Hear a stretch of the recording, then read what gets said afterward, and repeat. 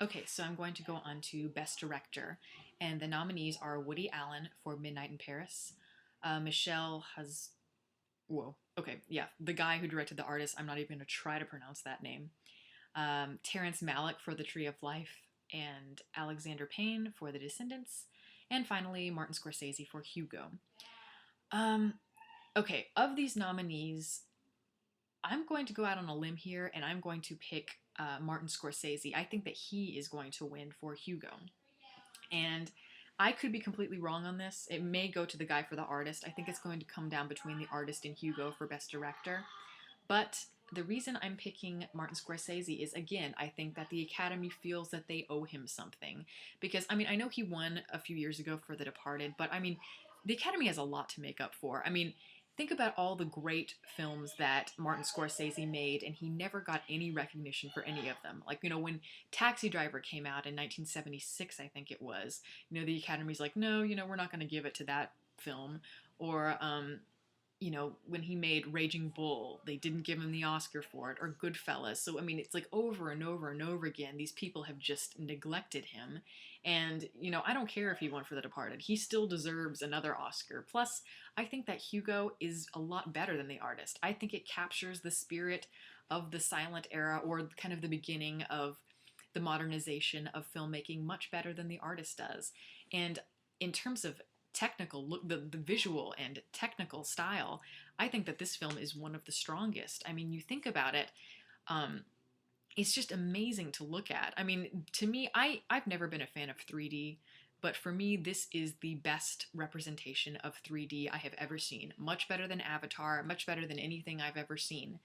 And I mean, just the fluidity, the camera movements, how it moves in and out of spaces is just thrilling. And it really does make use of three-dimensional spaces like Orson Welles did for Citizen Kane, or for, The Trial, Touch of Evil, any of the movies that he ever did. It's got that kind of style to it. And I think it's wonderful that he was able to kind of not use 3D as a gimmick, but use it kind of as a way to technically advance himself.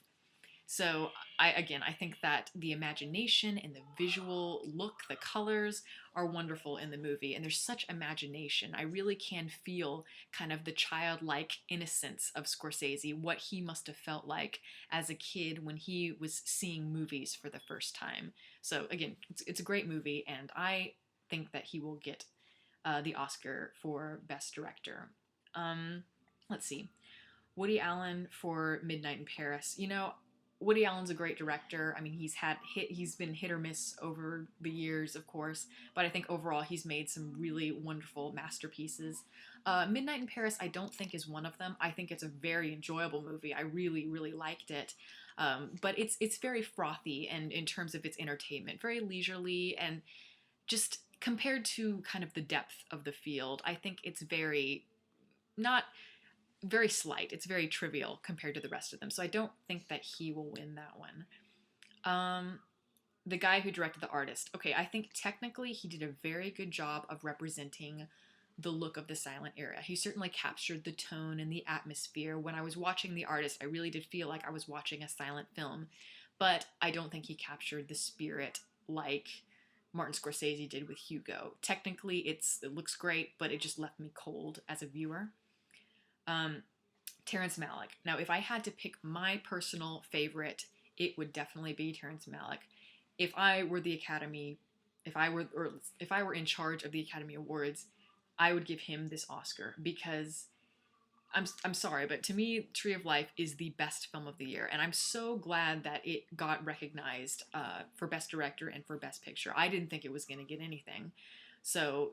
But to me, Tree of Life is on another level in terms of kind of the questions it's asking. It's philosophical, it's epic, and it's fluid and beautiful and haunting at the same time. There's so much going on in it, and it raises so many interesting ideas, and it has so many interesting concepts, and it's just very ambitious. And I think something like that deserves to be rewarded.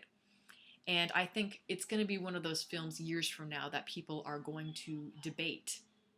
And so I think that's worthy of an Oscar. And I know that Terrence Malick, he's made a lot of those types of films over the years, and the Academy just does not like to honor movies that pose interesting questions. They like to be safe and go with the movie that's kind of the crowd pleaser, something that's much more neutral in terms of just kind of, I guess, viewing pleasure. Um, but yeah, so in my opinion, he should win. Alexander Payne for The Descendants. I think that The Descendants is another great film. I would totally be happy if he won as well. The Descendants is wonderful. It's very kind of very sad, but also introspective and funny at the same time. It's got everything you want in a movie, and it's just really well written. It's a wonderful character piece. So yeah, I'd be happy for him as well. So just to reiterate, I think that the guy that I can't pronounce his name, the guy who directed The Artist, might win, but I think Martin Scorsese will win. But if I could pick, it would be Terrence Malick.